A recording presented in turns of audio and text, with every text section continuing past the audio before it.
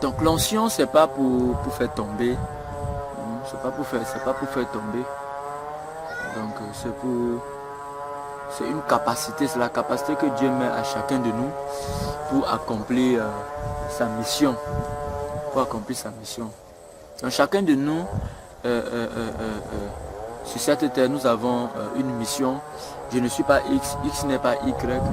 C'est pourquoi dans l'une de mes citations, je dis vis ta vie et sois heureux. Vis ta vie.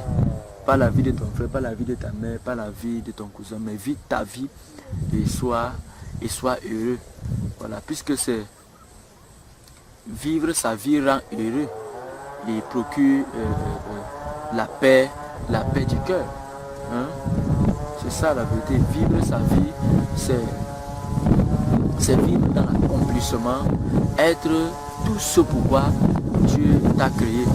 C'est ça aussi vivre, c'est ça vivre, c'est même pas aussi, c'est ça vivre sa vie.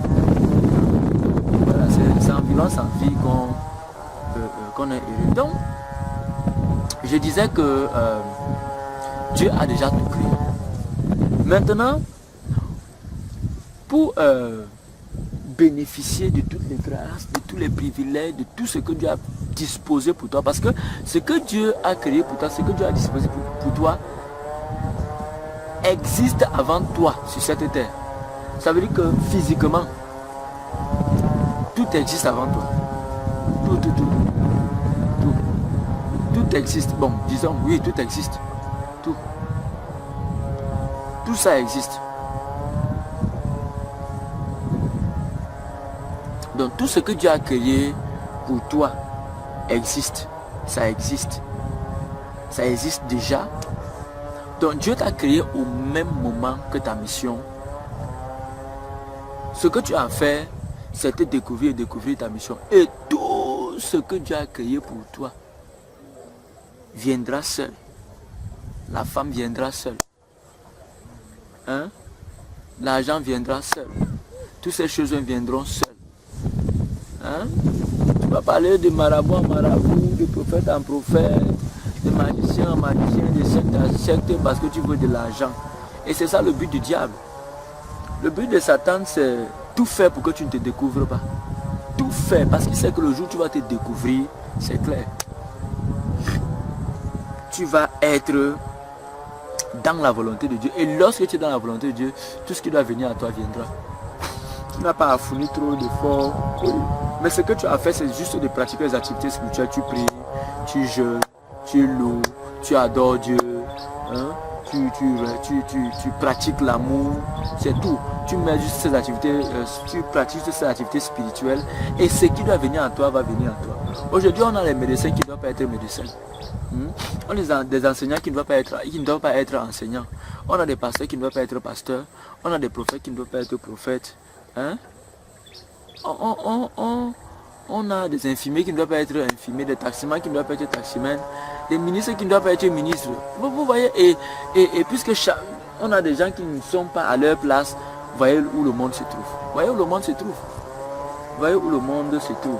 Parce que la majorité des personnes ne sont pas à leur place. Ne sont pas à leur place. J'ai son habitude de dire que moi je ne suis pas devenu prophète, je suis né prophète. Je suis né prophète. Moi j'ai la grâce que Dieu m'a révélé qui je suis. Dieu m'a révélé qui je suis. Moi je sais ce que j'ai à faire sur la terre. Ce que j'ai à faire sur la terre, c'est ce que je suis en train de faire. C'est ce que je suis en train de faire. Je suis en train de te dire la vérité. Hein? De te faire revenir à la vérité, à la lumière divine, à l'amour véritable, au véritable chemin. Non, c'est ça la vérité. Jésus-Christ, c'est déjà son petit Dieu, genre que il n'y a pas un âge pour mourir. Ce qui est important, c'est d'accomplir sa mission. Quand tu as fini ta mission, tu peux mourir à n'importe quel moment. Jésus est venu 300. Il a été précis dans la discipline. Il a accompli sa mission et il est rentré. Vous voyez, ceux qui veulent rester dans ce monde de souffrance, tout ça, c'est des personnes, c'est les personnes charnelles.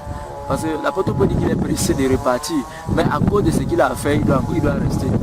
C'est clair. Quand tu comprends d'où tu viens, tu as un petit aperçu de ce qui qui est après cette vie-ci, je crois que tu vas souhaiter mourir pour aller de l'autre côté. Donc, il ne faut pas avoir peur de la mort. Après la mort, il y a la vie. Mais la question aussi, c'est que après la mort et la vie, où iras-tu? Donc, tout ceci se fait après le salut, bien sûr. Tu as besoin du salut. Tu as besoin de recevoir la parole de Dieu, la vérité, pour être sauvé. Maintenant, dans cette vérité-là, tu dois chercher à connaître, avoir la révélation de qui tu es et de ta mission. C'est très important.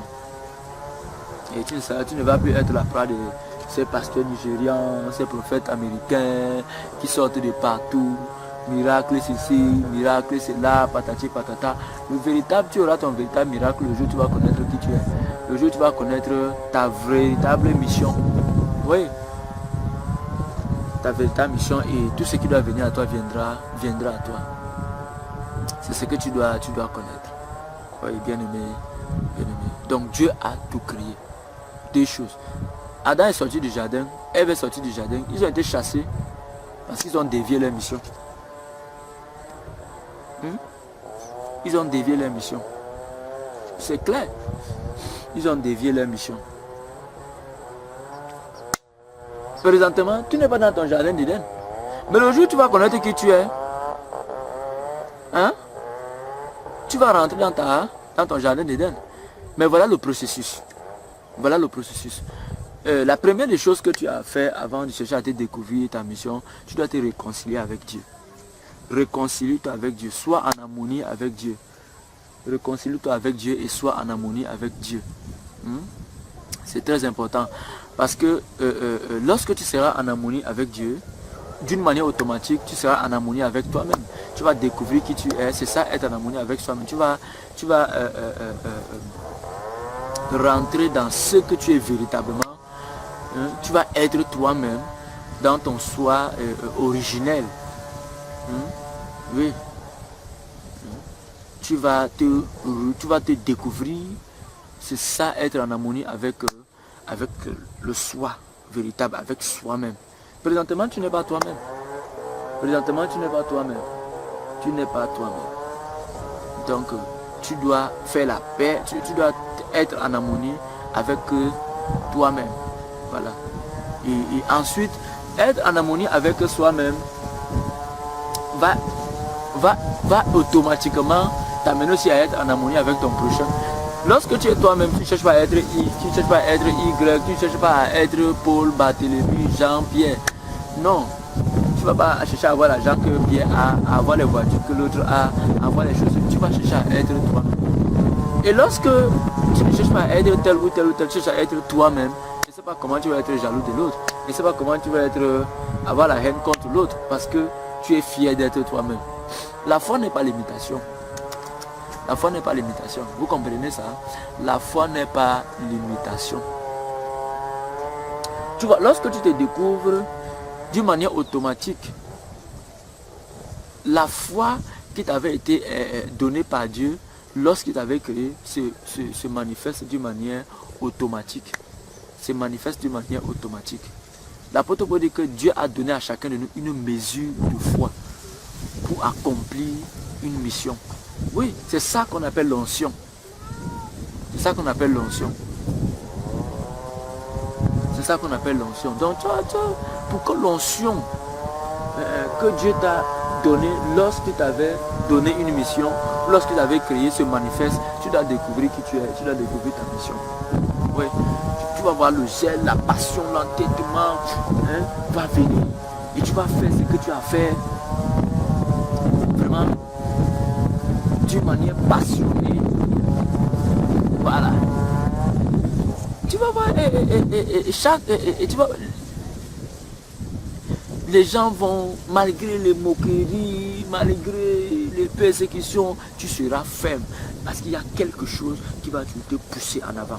Qui va te pousser en avant. Qui va te pousser en avant. Tu es là pour résoudre un problème.